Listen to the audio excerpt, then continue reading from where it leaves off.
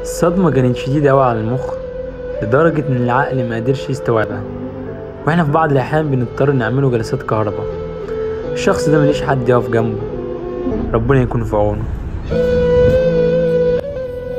لا كهرباء، لا كهربوني، لا انا اخوك، لا انا لا كهرباء، لا بكهرباء.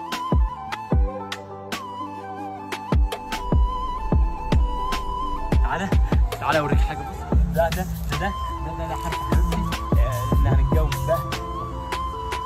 بصراحه انا مش مستوعب، يعني مش هنكمل، يعني انت فاهمه انت بتقولي ايه؟ ايوه مش عايزه اكمل، هو بالعافيه. خد دبلتك اهي.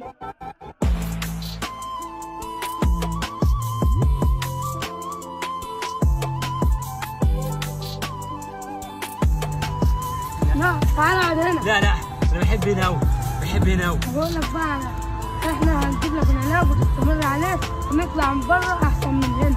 لا انا مش عايز اخرج بره. لا مش عايز اخرج بره. هنا بيدوني علاج وبيكهربوني، لكن بخف، انما بره بتوجع، مفيش علاج. يا وجع القلب يا دنيا واخدة مني كتير وسايب